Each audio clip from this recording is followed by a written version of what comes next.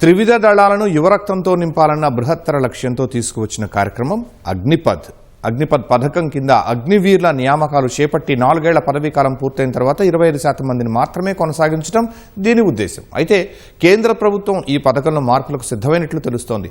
జాతీయ స్థాయిలో ఇదే విషయంపై విస్తృతంగా చర్చ కూడా జరుగుతోంది. సైన్యం, వాయుసేన 50% మందిని, నౌకాదళం 75% మందిని కొనసాగించాలని భావిస్తున్నట్లు సమాచారం.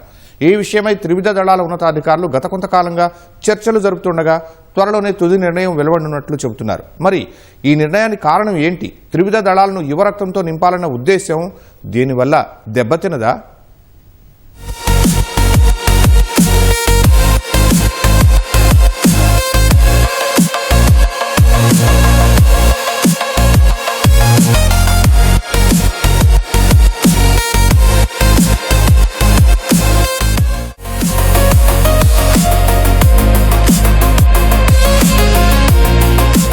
ప్రపంచంలో యుద్ధతంత్రం మారుతోంది.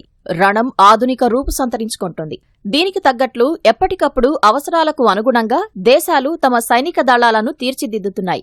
భారతదేశ త్రివిధ దళాలు కూడా ఈ మార్పును అందిపుచ్చుకుంటున్నట్లే కనిపిస్తోంది. అగ్నిపథ్ పథకం కింద 4 ఏళ్ల పదవీకాలం పూర్తయిన తర్వాత శాశ్వత ప్రాతిపదికన కొనసాగించే అగ్నివీర్ల సంఖ్యను పెంచాలని భావిస్తున్నట్లు సమాచారం. ప్రతిభ, సంస్థాగత అవసరాల ఆధారంగా ఇప్పటి వరకు 25% మందిని కొనసాగిస్తూ ఉండగా నౌకాదళం తమ అగ్నివీర్లలో 75% మందిని రిటైన్ చేసుకోవటానికి చర్యలు తీసుకుంటున్నట్లు తెలిసింది.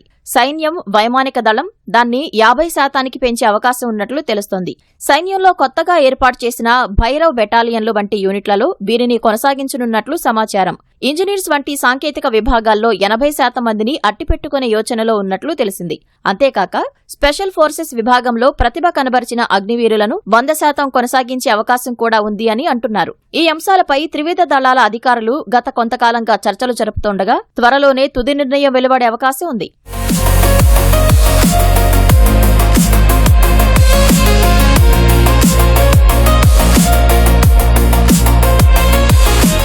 అగ్నిపథ్ పథకానికి కేంద్రం 2022 జూన్లో ఆమోదం తెలిపింది.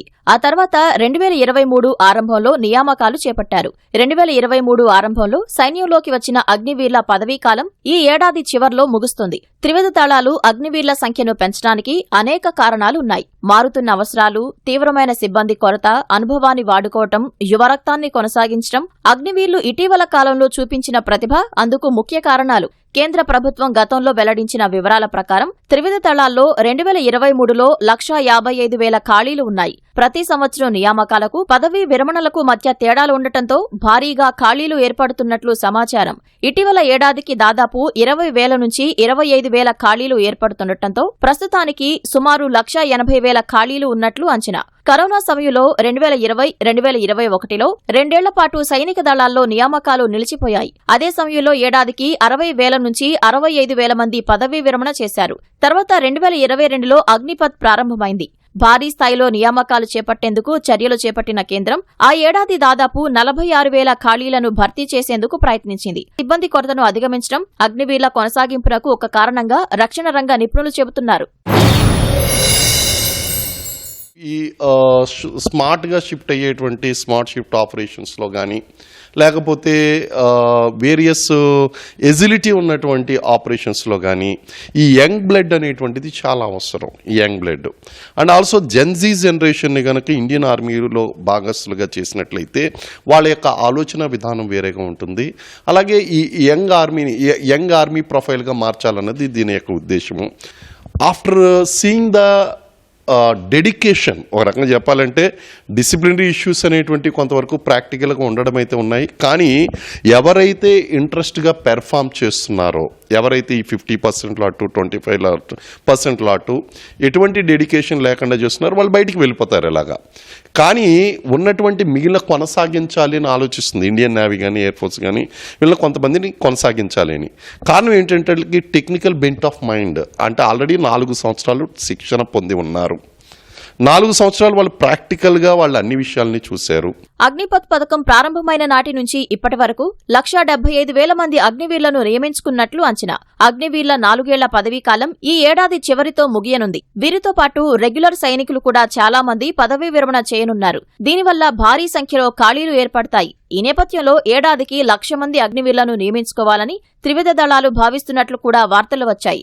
శిక్షణా కేంద్రాల్లో మౌలిక సదుపాయాలను దృష్టిలో ఉంచుకొని ఈ అదనపు నియామకాలు చేపట్టేందుకు సిద్ధమవుతున్నట్లు తెలిసింది.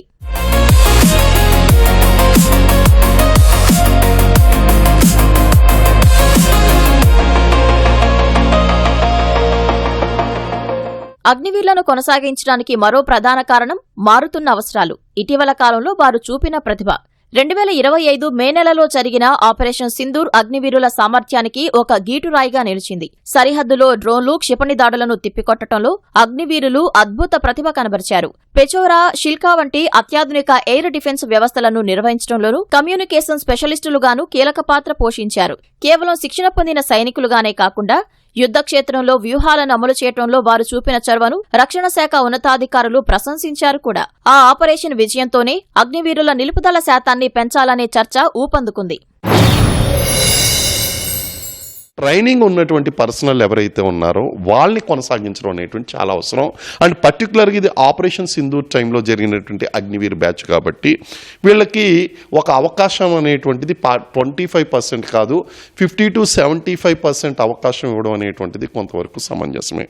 అయితే అగ్నివీర్ వలన ఆర్మీ స్టాండర్డ్స్ అనేటువంటి తగ్గుతున్నాయి అనేటువంటి విమర్శ కూడా లేకపోలేదు. అలాంటి ఇన్సిడెంట్స్ కూడా ఉన్నాయి. వీళ్ళ రెగ్యులర్ ఆర్మీతో కనుక పోల్చినట్లయితే డిసిప్లినరీ ఇష్యూస్ అనేటువంటివి చాలా ఎక్కువగా ఉన్నాయి. ఆర్మీ కల్చర్కి అడ్జస్ట్ కాకపోవడం అనేటువంటిది అనేక మంది విషయంలో ఉన్నది. అటువంటి వాళ్ళందరినీ కూడా బయటికి పంపించి వేయడం అనేటువంటిది కరెక్ట్ నిర్ణయం.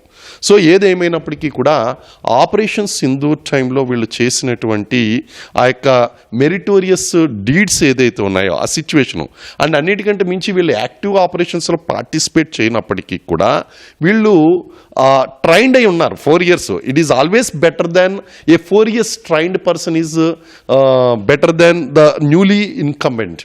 ప్రస్తుతం యుద్ధతంత్రం మారుతోంది.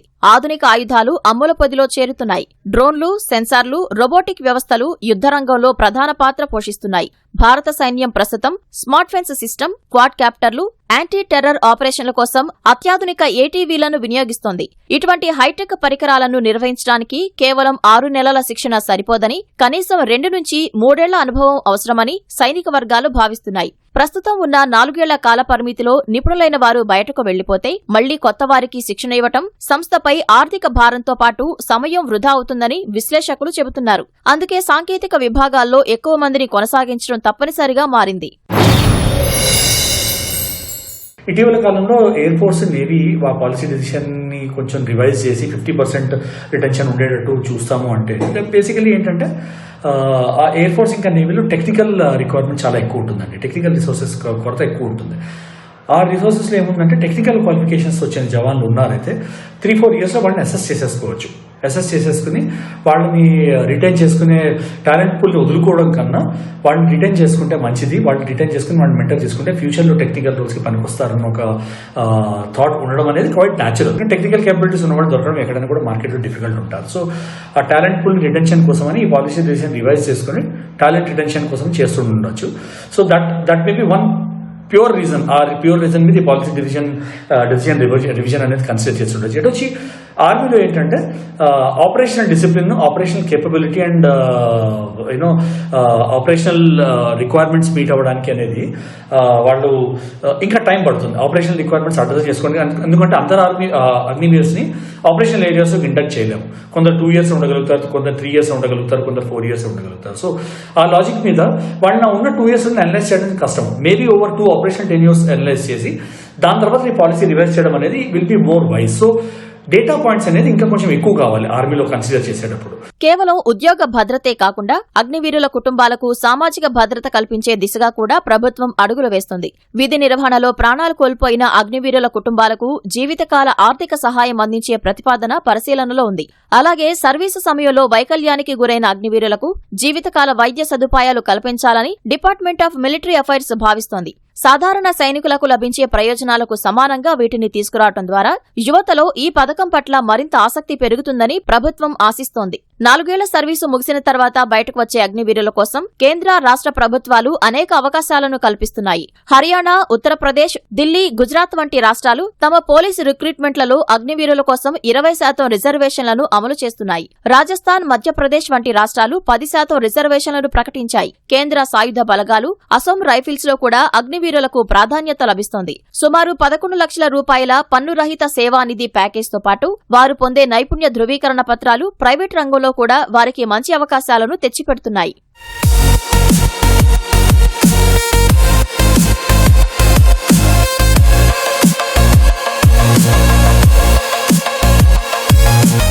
అగ్నివీర్ల నియామకం వెనుక ముఖ్య ఉద్దేశం సైనిక దళాల్లో యువశక్తిని నింపటం.